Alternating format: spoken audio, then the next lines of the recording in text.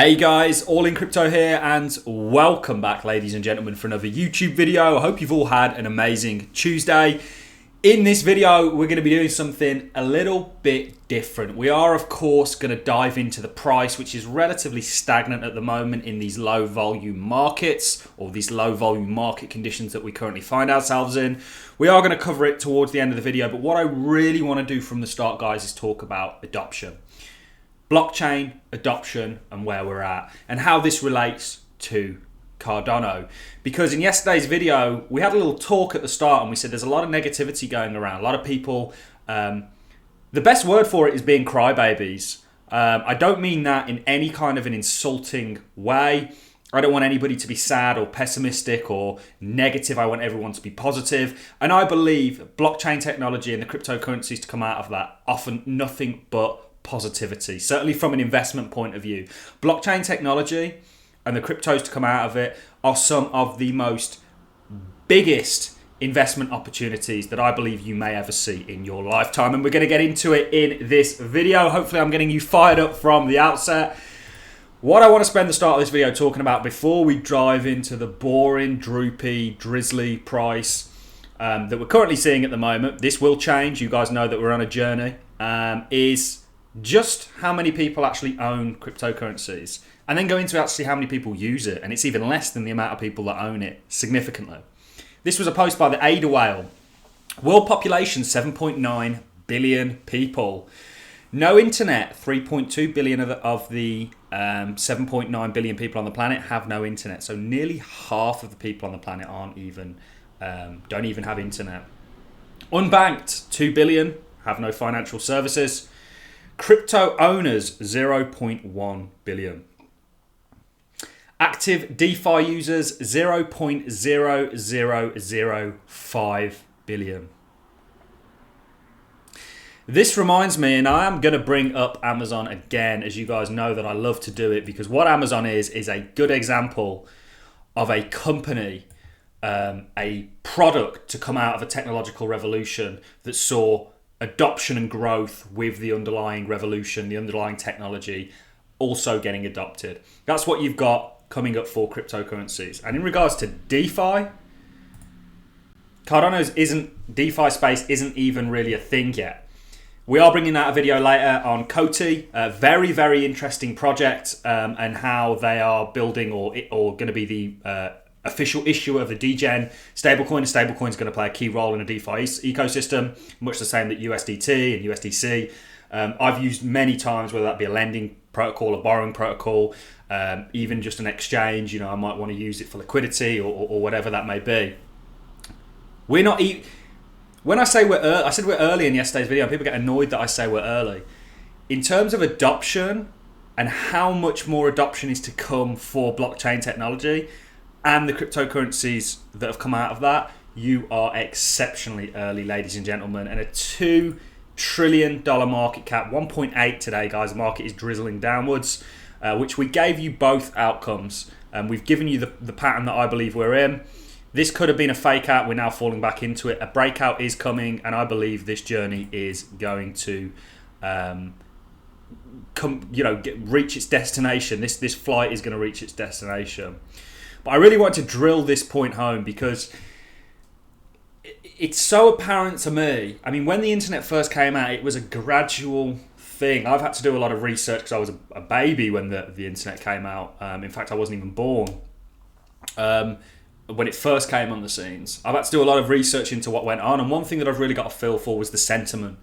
People were negative. It was, anybody that had a traditional business at that time was against the internet because they saw it as competition in many ways. They said it was evil. It was going to lead to all kinds of madness and nefarious activities.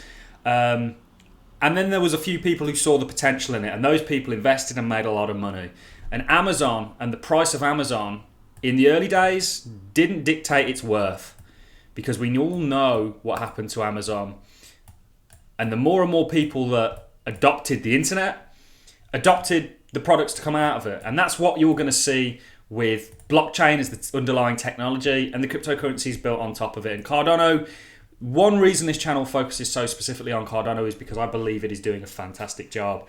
We talk about generations of blockchains. Bitcoin was the first, Ethereum came about, Cardano's founder Charles and POLKADOT's founder Gavin Wood and a number of other people. I think 8 in total. It started off as 5 and then it turned to 8. Essentially looked at Bitcoin and said, let's add an extra layer of capability, and they came up with Ethereum.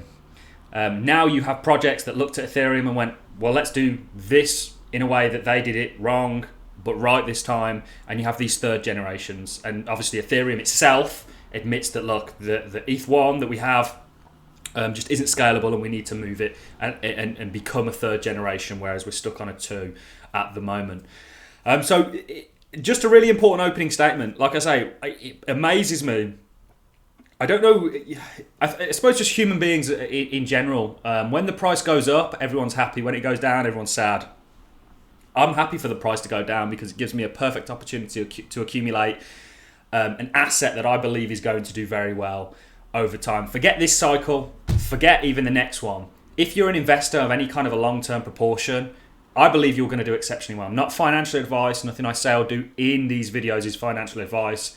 I'm just hopefully alerting you to what I believe a reality or our reality is going to look like in the future. We looked at Coty today, and like I say, the video is coming out earlier. Go and give that a watch. That is essentially what the future of payments is going to look like. It's going to be borderless. It's going to be seamless.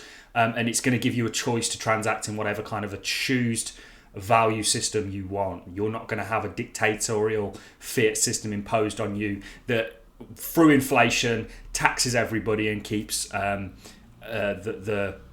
poorest among us even poorer.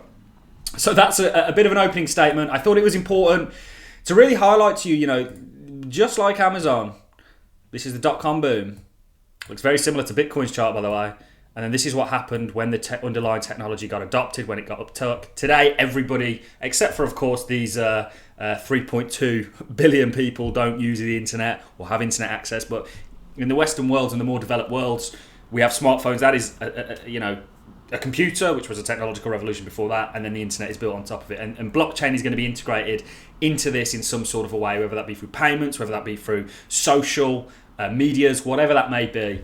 The use cases for blockchain are far and wide, and ultimately the market cap is going to reflect that in the future. And for people who doubt this, you would have been the exact same people who were doubting a $1 trillion market cap for Bitcoin. That was deemed impossible when I got into crypto. A pipe dream, imagination, a fairy tale. It became a reality, and in actual fact, it was a hard pill for many to swallow.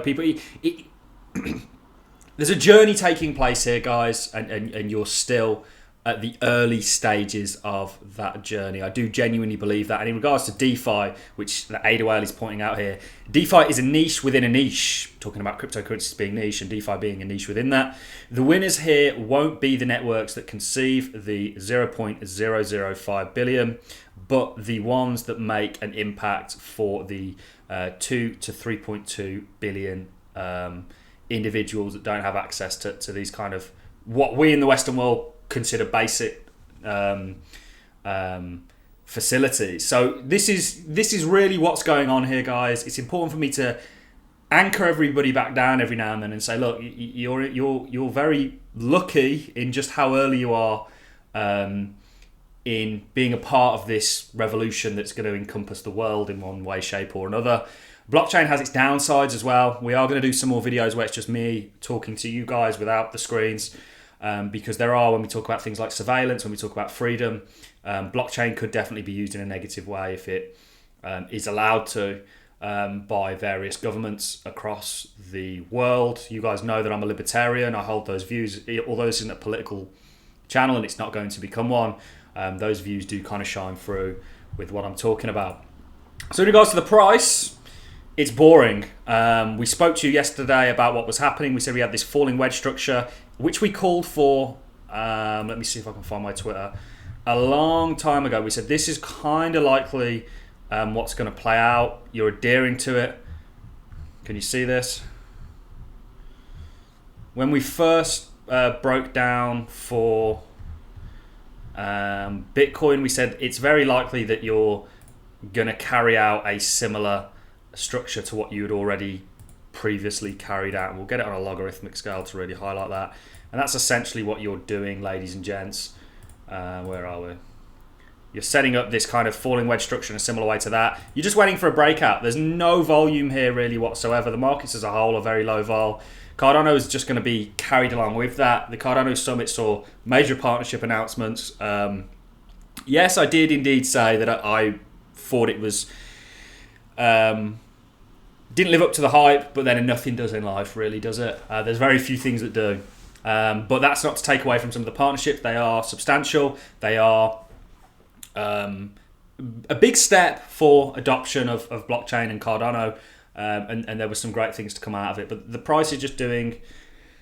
You know, I don't want to keep repeating myself, which is why I thought I'd go into a bit of a different angle at the start of this video and talk to you about adoption and where potentially we're at. But you're just doing the exact same thing that you've done previously, just on a smaller scale. You are going to break out from this, and we are going to see new all-time highs. It really frustrates me. When we were at $1, below $1, people were saying we're never going to get past $1.20. When we were at $2, they said the same thing. When we were at $1.50, $1, you get these people go, we're never going to get there. We're not going to do this. We're not going to do that. Why are you invested then? You, as an adult, a human being that should have self-sovereignty over yourself, you're responsible for your own decisions. If you are that negative about an asset, if you're that negative about what you've invested in, why are you in it? I'm in Cardano because I believe it's going to have a big impact in the future. I'm in blockchain because I think it is the future in many respects, and is going to have a huge impact due to its sufficient nature of doing many tasks.